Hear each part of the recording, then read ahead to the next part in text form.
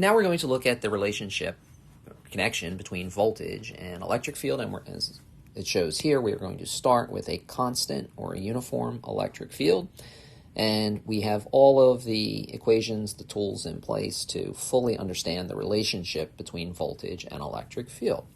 Well, we know that potential energy is negative the work done by the field, and as it says here, that always works. That's part of physics, whether it's mechanics or electricity and magnetism. Change in potential energy equals negative the work done by the field. Well, we know that the work done by the field is F dot delta X if, so only if, F is constant.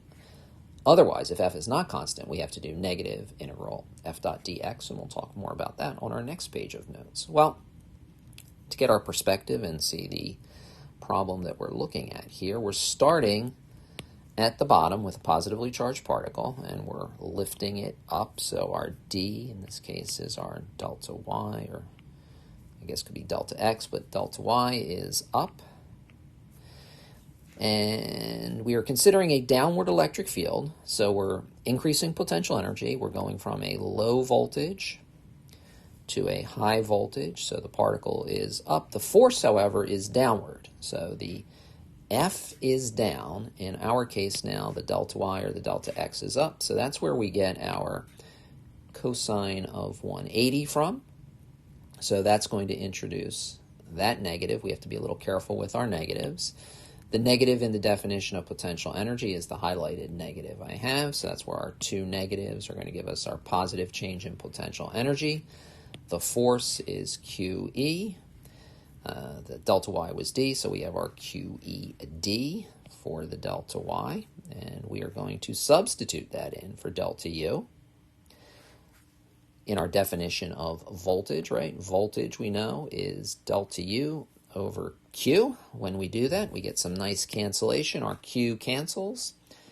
So there we have our relationship between voltage and electric field.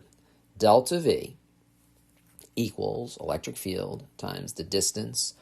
Either you've gone against the field or with the field, but that distance D, if you're going against, if it's a positively charged particle and you're going against the field, you've gone from a lower voltage to a higher voltage, lower to higher. Increase the voltage. If you go from a higher voltage to a lower voltage, that delta V would be a voltage drop. To consider our units, we have volt. Delta V is volts, so we get volts equals electric field is newtons per coulomb times D is in meters.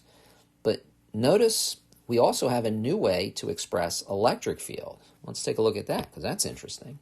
The electric field now equals delta V on D. So another way to express electric field is going to be volts per meter. So electric field is going to tell us the change in volts over a meter. So an electric field value of 2 means there's a 2 volt change for every meter you move along the electric field. So we're beginning to see now how to relate conceptually our thought process to connect electric field and voltage. Electric field is going to tell us the volts per meter change in a region of space.